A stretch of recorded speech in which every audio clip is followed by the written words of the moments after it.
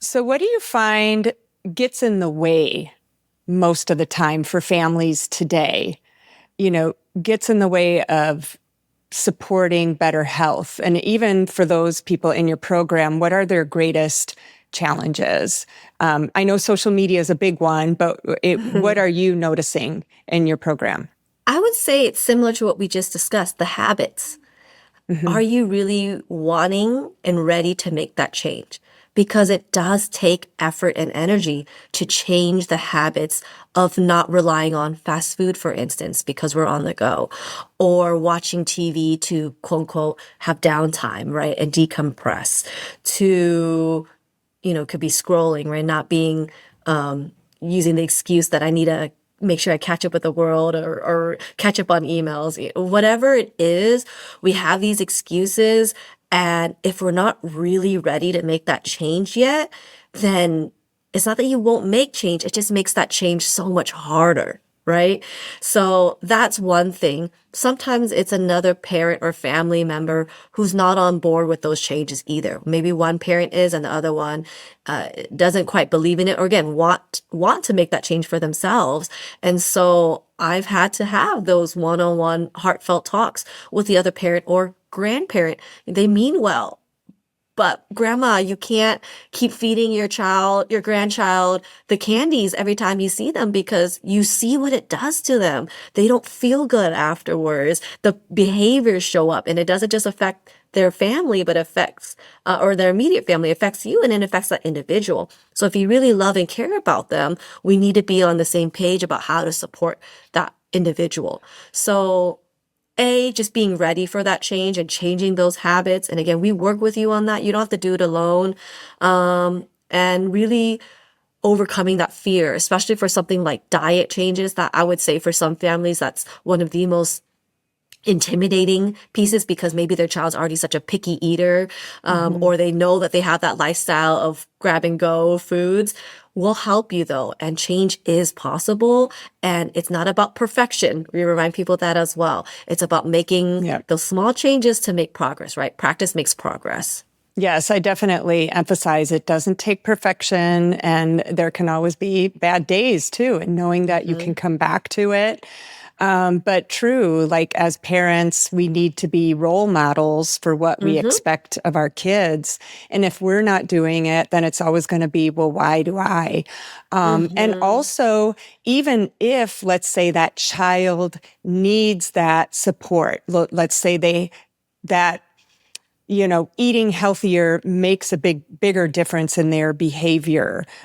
Sleep is more important yet than the adults in their life. I'm not as sensitive, so I don't have to be as careful. Then Hmm. it doesn't, then that child feels worse about themselves. Yeah, it's And me, I it's my always, problem. yes, this Hmm. is my problem. I'm a problem child. Uh, you know, so I feel like when the family is on board to understand that the entire family benefits from this, because That's right. even if they're not as sensitive as that particular person in their family, that eventually it will catch up to them and that they will actually feel better in the present moment, right? We can feel good, but we don't realize we could actually feel better. so, Yeah, so yeah, exactly. I do find that, parents have play a big role in modeling that behavior. And I do find it is hard sometimes to go to those better coping tools. Of course, You're we're human. exhausted after a long day. And then, oh gosh, I got to make a meal. But I definitely have learned fast ways to make easy, really good, healthy foods. And Hmm. then also that fatigue where, I just want to watch Netflix, right? But what about a game night, where you're connecting more as a family, playing a game of cards or a board game that it feels like a lot of work at first, but I know our family, once we do that, it's like, it's so much more fun.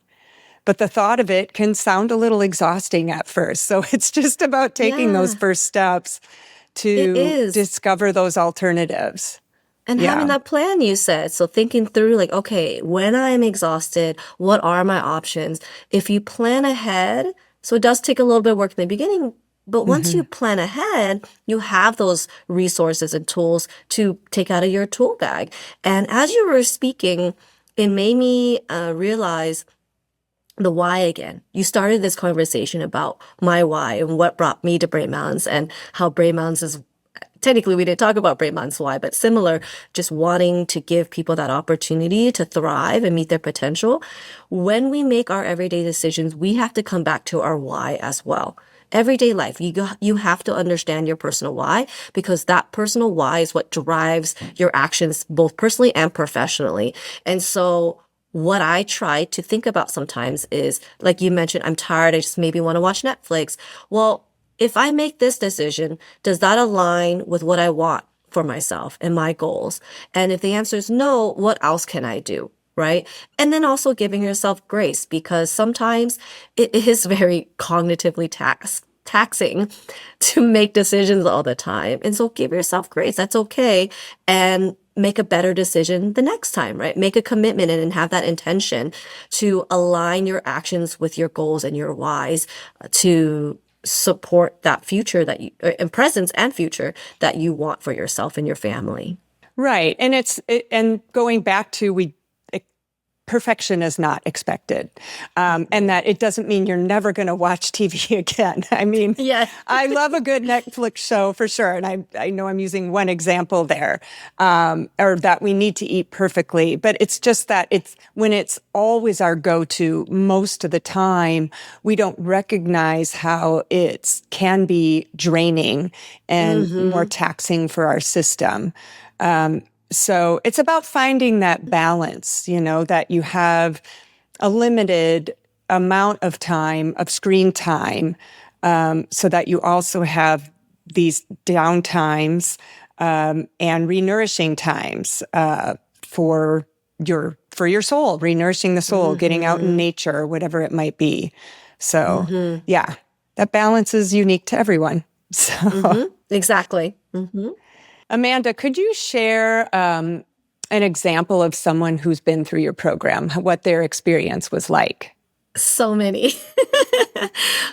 As as a company, just so everyone knows, we've been around for about 20 years now. We really are the Mm, global leaders. I mentioned that we see families from across the globe, and about 60,000 individuals at this point in those 20 years. Yes.